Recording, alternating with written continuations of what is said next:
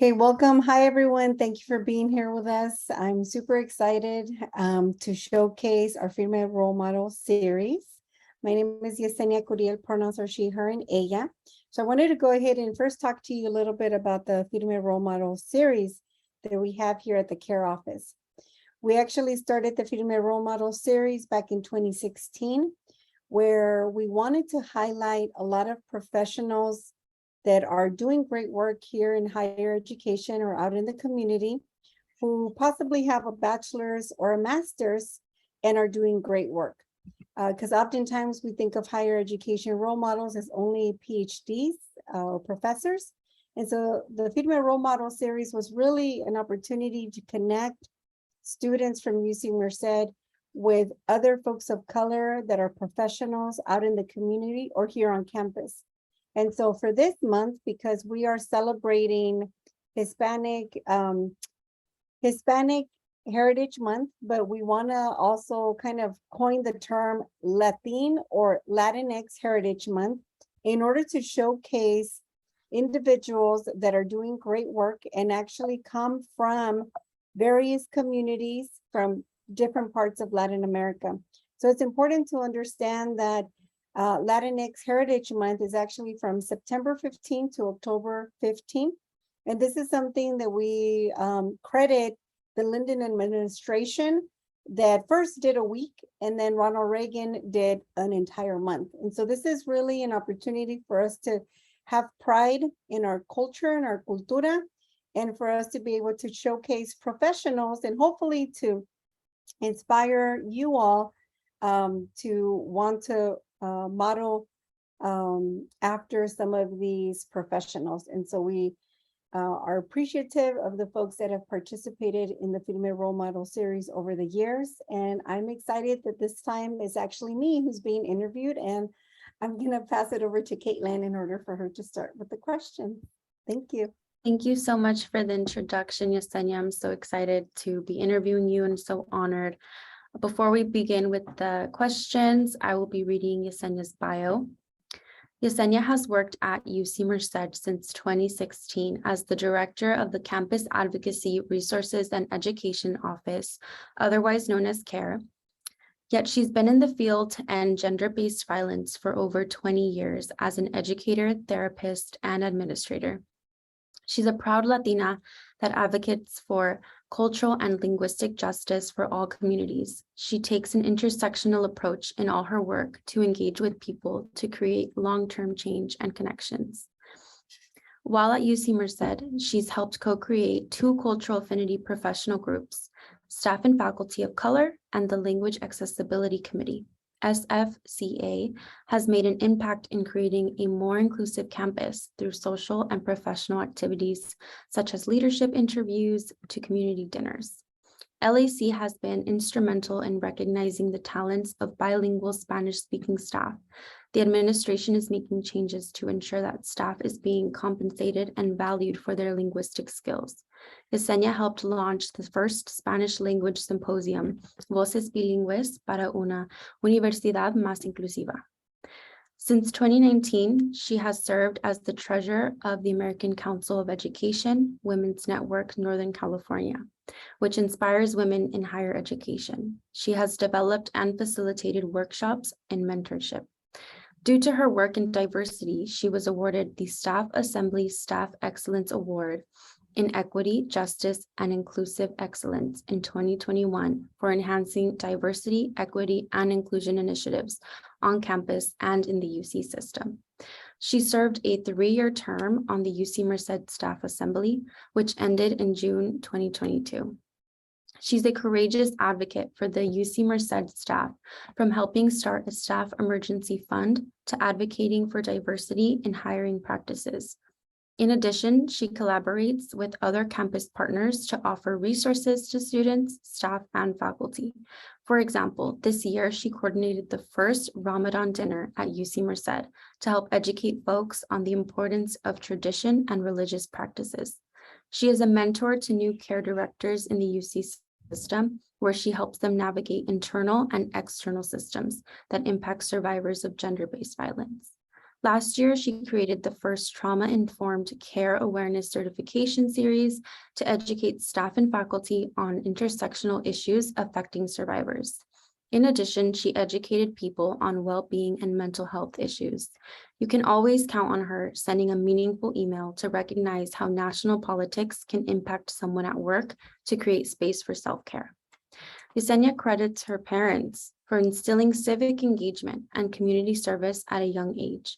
She interpreted at her first community meeting at age 10 because her parents needed an interpreter and organizers just handed her the mic.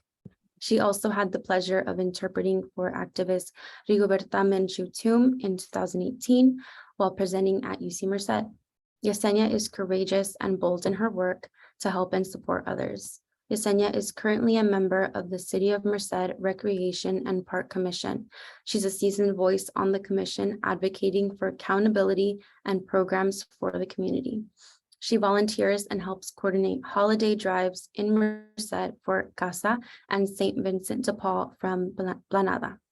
Furthermore, she's a strategic Latina leader, people-centered, and an empathetic mentor. Wow, sounds like a lot. Amazing resume. Thank you. I appreciate it. Yeah. And so now we can begin with the questions. And so my first question is, what were your experiences growing up and how did your identity impact your career decisions?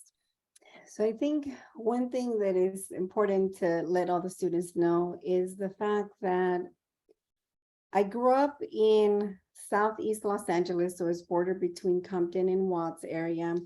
I went to 99th Street School, elementary school. Then I went to Gompers Middle School.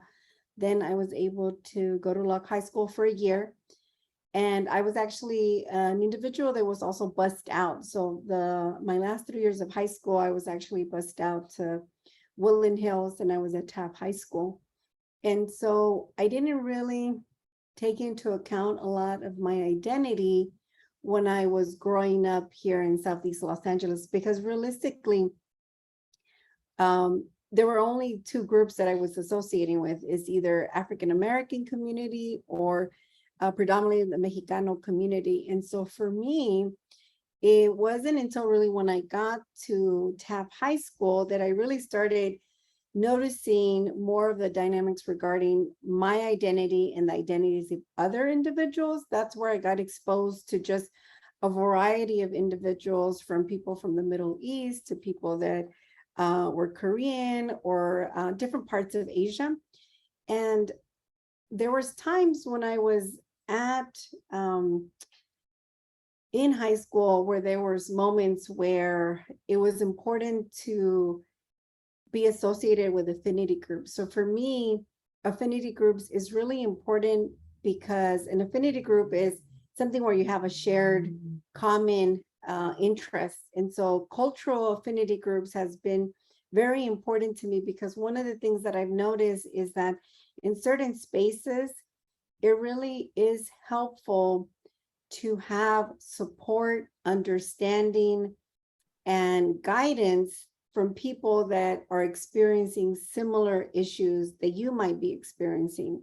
So I remember, for example, when I was in high school and I was going to school at Taft High School, there was a guidance counselor that was very much discouraging me to go to college. When I brought it up to her, it was because I noticed that I was helping other classmates write their a personal statement. And so then I was like, what are you all writing that for? I'm like helping them write. And then when I asked her, she just assumed that because of my cultural background, because both of my parents are from Mexico, Spanish really is my second language. I was socialized in Spanish by them. And it wasn't until I was really in maybe first grade that I really started dominating the English language. And then I have an older sister that really helped facilitate that.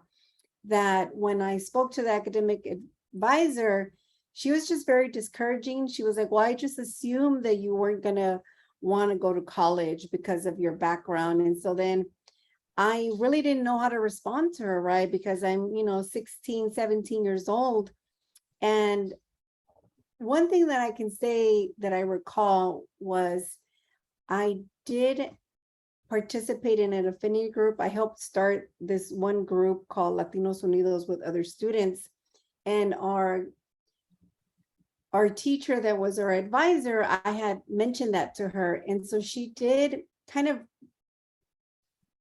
open my eyes to systemic racial profiling that was happening. And I didn't realize that. And I wouldn't have realized that if I wasn't in that affinity space, right? Because she was another Mexicana. She was somebody who had grown up in Los Angeles. We shared similar backgrounds to some extent. So I think that was really helpful. And then as I've developed within higher education, when I went to a community college, then at UC Santa Barbara, then even when I went to graduate school for my master's, there have been different interactions that I've had with individuals on assumptions that people make about my cultural background, or the assumption that I'm not supposed to be in certain spaces. And so my cultural background is something that I'm constantly, almost at times, at battle with certain individuals that don't necessarily want me in certain spaces, or that have, just an opinion about who I am and what I can bring, how I can contribute to a group. And so within my career, my cultural background, it's something that I live and breathe, my cultural background, because I always tell people with a name like Yesenia Curiel, there's just no way getting around it.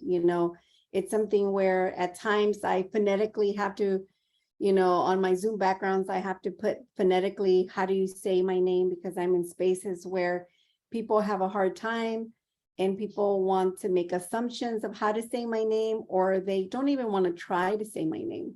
And so to me, authentically, I take pride in my name. It's something that's really, a reflection of my cultural background, especially because I was named after a telenovela, and that's so embedded within our comunidad about watching telenovelas. And so it's something that I take a lot of pride in.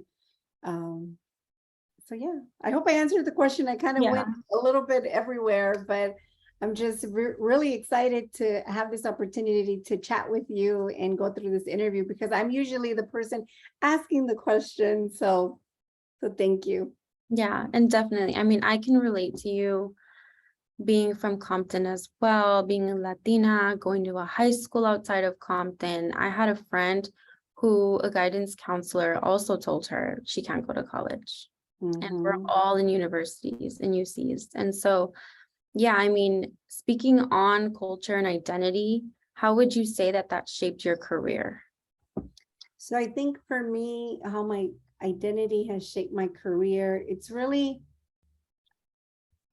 has to come down to language, because like what you shared in my bio regarding being an interpreter at the age of 10, every job that I've had, I've always been one of those very vocal people that says, well, what about the monolingual Spanish speakers? What about the people that don't speak English, or the limited English speakers? And so my work, when I actually started working at a community teen center. And so one of the emphasis was really to try to educate parents on how to get involved with schools. And so oftentimes I had to either, go to people's homes, read letters that were coming from the school, because they didn't understand like the importance of participating in meetings. And so I can really say that linguistic and cultural competency, or cultural humility within the sectors that I've worked in, which is nonprofit, which is government, higher education, is something that I've always seen a pattern that there's something missing. There's a gap for linguistic accessibility. And so for me, my culture is infused within my careers, because I feel privileged to be able to have a foot into cultures and to be able to facilitate a communication.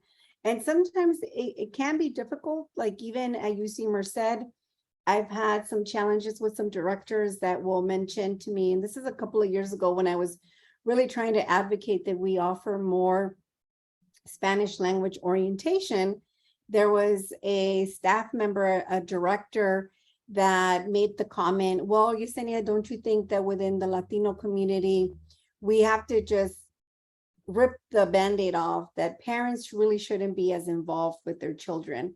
And so I thought that was a very insensitive comment that he made, because he really didn't want to amplify the beauty of our culture, that we're a very close-knit communities and families, where if you're not educating parents on the process of higher education, how can they then not be a resource to the students? So when you all come to UC Merced and you're feeling homesick, or you're feeling, discouraged, or you're just not feeling like you belong, you call your parents. You call your parents so they can motivate you, so they can, give you a pep talk, so they can tell you you can do it. And so if we don't educate them on the resources, if we don't educate them on how they can support you, it's a disservice to the future generations. Because what about if now they had a terrible experience because they just never got any information on,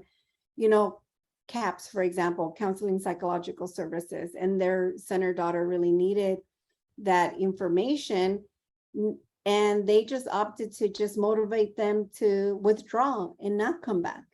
And maybe now their sibling who is contemplating, should I go to college or not, the parent, because they didn't have such a phenomenal experience, they might not necessarily motivate the next child to come in, right?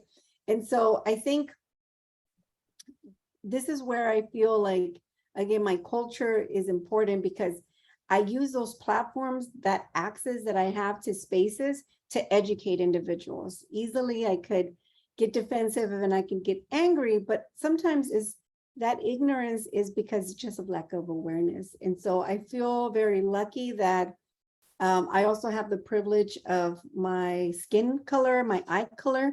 That gives me a lot of access. So as a Latina woman, as a woman of color, I also have to recognize my own privileges in certain spaces, that I do have access versus other compañeras or other colleagues that, may have to deal with colorism also within even our own community. So I just also want to make that as a comment that, racism is something that's not just in the United States. This is something that also impacts Latinos throughout Latin America. But because of me recognizing these privileges, and I try to also make connections, and I also try to uplift individuals and bring different voices. So there's times where I've been asked to speak on a certain committee, but then I reach out to a colleague who is another woman of color, and I try to bring her in, because she's she's a better representation of lived experience than I might be. And so I try to use my voice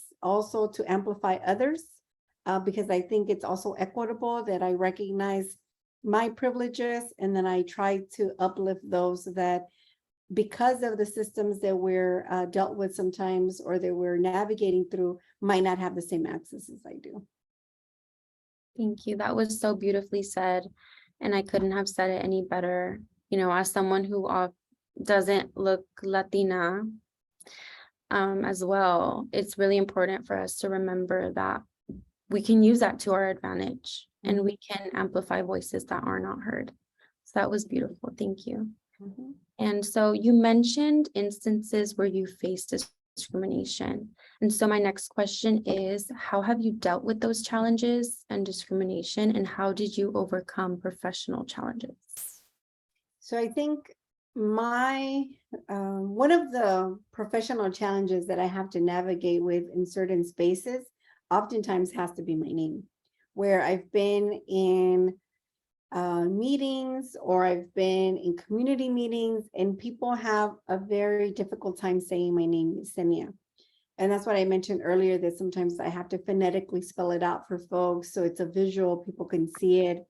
And one of the things is that individuals sometimes who are white or European Americans, they want to kind of water down sometimes our culture, right? And so I've been in spaces where they'll say, actually, can we give you a nickname, or can we create a name for you? And so that's something where if I have to go out of my way to learn someone's name, even though your name might be easy because it's Heather or Jan or something, but it's still me being respectful, right? So I try to educate that individual regarding respect and professional courtesy, right?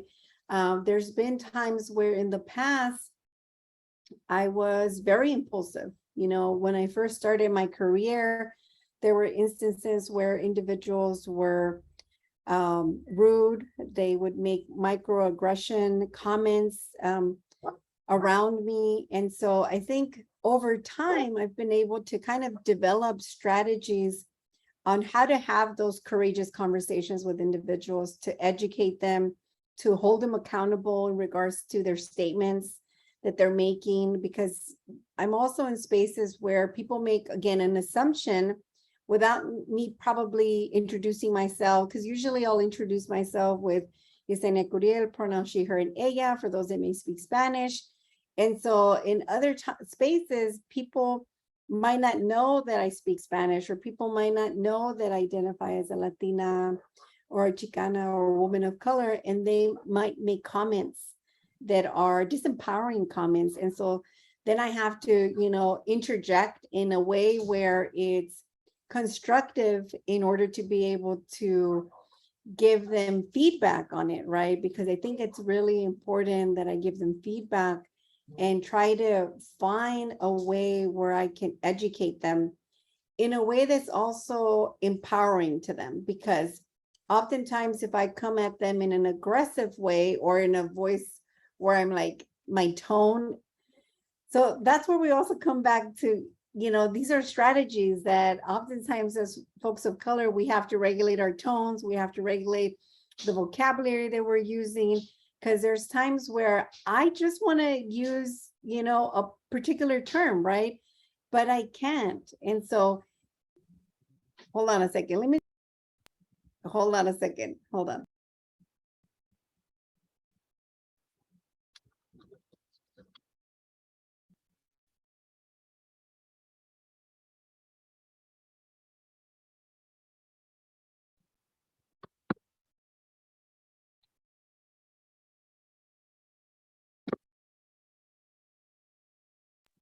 So this is some of the difficulty when we're living with our parents. I'm visiting, I'm here with my parents right now, and my mom is yelling at the dogs to calm down. And so I just brought them into the office with me. But one of the things, again, that I was sharing, that it's important to also recognize that as Latinas or as folks of color, we have a different standard in how we communicate, right? Because we really have to be safe for ourselves. We also have to be strategic. So sometimes it's also exhausting to navigate certain spaces, because we have to be constantly, we can't be 100% authentic, because there's times where people may use that towards us in a not very empowering way. So I mentioned this, so then as students that are listening to this and they're kind of anticipating that they're going into the workforce, find a mentor that can really help you navigate certain strategies on how to interact with individuals, because sometimes we have to really go outside of our comfort zone in order to really be able to develop a rapport of how we're going to be interacting with various people. Because I know that when I started working at a rape crisis center, there was a specific way and tone and terminology that I had to use when I was training law enforcement. They were predominantly white, older men. They were like in their probably 40s to 60s. And so me as a small statue Latina coming in and trying to educate them on how to provide a service, there was times where I was, you know, they would tell me comments like, well, they would talk to their sergeant and say, well, do we really have to listen to her? And I'm like in the space, right? And so then I was like, yes, you do. These are the penal codes. And so then I would have to try to educate them on the spot, right? And so I think that's the key of role models and mentors, because folks have already done some of this work, so why not replicate, or why not listen to some advice from folks, so then we can just move through our careers a little bit quicker. Because sometimes if we're speaking up or we're not being strategic, we could be labeled as someone who is not cooperative or someone who is defiant. And so I think it's really important that we make those connections as we're starting our careers. Yeah, and I think that's really important and amazing advice for anyone listening to. And it's sometimes hard that we have to be strategic and we have to take these times to calm down and reflect, but it's also really important and can make change. Yeah. And so kind of switching gears a little bit, I've heard you mention your family. Sounds like they're very important to you. And so I wanted to know how your support system looks like. So I think for me, my support system is number one is my family. I think that's one of the places where I know that I can kind of rejuvenate or I can regroup because they know me. I'm my authentic self, right? And so I also have various friends that in different work establishments, I've developed relationships that have been, years long relationships. I also have friends from college. I have a few friends still connected with from high school. And so I think the number one thing is to create different groups of support system, because we're very complex in our careers. And so sometimes we need to have someone that we can run through different scenarios, and it might not be this particular group where I'm getting that energy or that motivation, but it's this other group. And so I think the key thing is to not limit your support system, but to really always know that sometimes it might be larger than other times. Sometimes we might feel very isolated and we might only have a few people, and that's okay, because that's for that moment. That's probably what you need. And then, within some time, all of a sudden now it's extended, right? Because I know, for example, one of the things that you commented on is that I'm on a committee for the city. So then I started socializing with people from the city in order to kind of gain some more insight on certain city politics. And so those are folks that I would still consider part of my support network. They might not be necessarily the people that I'm hanging out with on the weekends, but when it comes down to these meetings, those are individuals that I can co-conspire, kind of a co-conspiracy where I can kind of get them to like, okay, let's figure out what we can do and strategize, right? Because sometimes you need to be also strategic in those kind of volunteer opportunities that we're involved in. And so I think more than anything, I would say is really not limiting your support system, right? Of really putting yourself out there and not being afraid to ask for support or to establish a new role model or mentorship. Because I think oftentimes folks say, well, they don't, they're not going to want to talk to me. But pretty much everyone that I've reached out to in the past, people can give you 30 minutes. 30 minutes is not a long time. So I've reached out to people, but just saying like, I hope you're doing great. Is there any way that we can connect maybe for a quick walk, or maybe grab a coffee or a tea?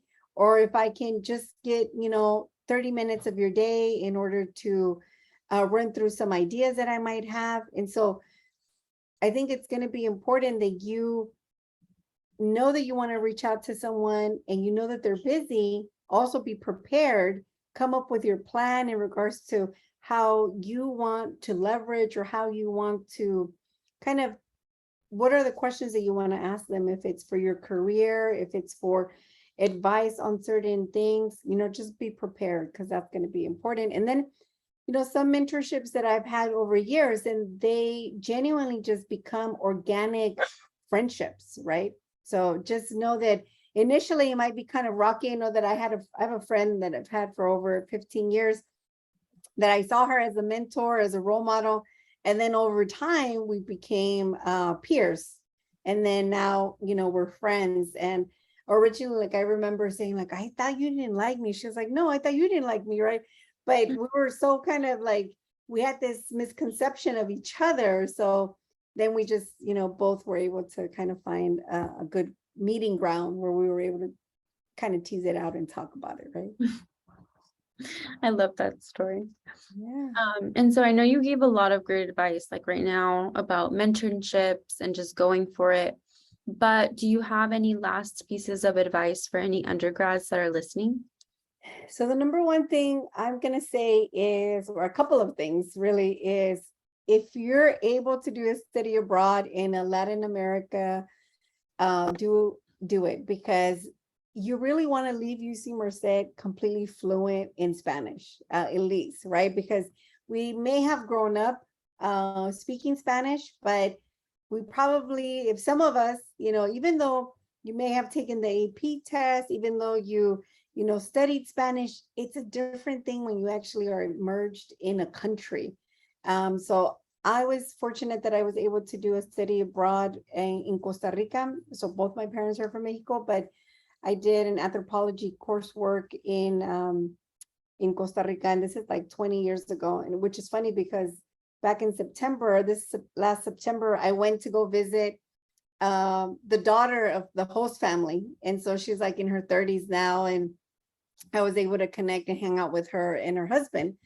And so don't be afraid of trying something new, like a study abroad. Don't be afraid of an internship or some kind of work, because sometimes, like you all, we have student workers in the care office, and it takes courage to go through the process of, submitting your application, going through the interview. So take as much advantage as you can to develop yourself, not as a student, but as a potential employee and as a potential person that's going to give back to their community. So you have to start these internships now, because then that's also going to help you in navigating what you want to do after college. Because I know for me, after college, after UCSB, I got into a PhD program. It was a sociology PhD program. But then I was working full-time at a rape crisis center, and I didn't feel like it really matched who I was. Like I was studying a lot of theory, and I was doing more coursework with people that didn't look like me. I think I only had one other Latina that was in the program with me. And then I just loved the work that I was doing at the rape crisis center. So then I said, you know what? I'm gonna pull out of this program because I don't think it's a good match for me. And then later on, I actually went back and got my master's in clinical psychology. Then later on, my license. And currently right now, I'm actually studying to get my PhD. I'm a third-year student in a PhD program, which is going to be in leadership and change. So sometimes we think, okay, well, after college, I'm just going to get into another program, or I'm going to do this. And it doesn't work out. And that's okay if it doesn't work out, because I think as long as you're open to other possibilities, then everything's it's going to work itself out. Because if you would have asked me when I was at UCSB that I was going to, that I would have gotten a master's in clinical psychology instead of sociology, because I got an A in sociology, I got a bachelor's in sociology, and I thought, okay, I'm going to be a sociologist, and that's what I'm going to do. And then I kind of pivoted, to get this degree in psychology, which I love. I love the fact that I had this opportunity to really be able to say that I'm a therapist and that I am able to work with individuals who are experiencing trauma, right? And then I saw, in 2020, I was like, well, why not go back to school and look at the possibility of creating systemic, so the PhD is to really help organizations like in higher education or in healthcare be able to do systemic changes. So leadership and change it was a right fit for me now. Now in my 40s, I'm like, this is the perfect program for me, because as I am continuing to grow and develop in my careers, now I'll feel more confident. And again, it goes back to kind of leveraging not only our culture, our language, but then sometimes we do have to participate in the systems, right? And so the system really that I want to influence are in healthcare, are in higher education. And to get your foot in the door, you really need to have a PhD. And so then I just said, you know what, I'm going to do it now, because I strongly feel that I'm going to have, maybe 20 more years of employment left in me. So might as well do it with a PhD, so then I can really make that systemic change. So in a nutshell, really is don't be afraid of, trying new things, always push yourself, but always find that, I don't want to say push yourself, because I also want to make sure that you're finding time to establish a support system, because I know that I couldn't have done everything that I've done without having my husband, having my family, my friends to really support me, because there's times where you will get home and you're exhausted because you did like all of these maneuvers, all these strategies. And so I think it's critical that you have an outlet. So I would say, look for your culture, look for the people that can fill your cup when it's already empty. Thank you. Thank you so much, Yesenia. You are so inspiring, and you just do so much and create so much change.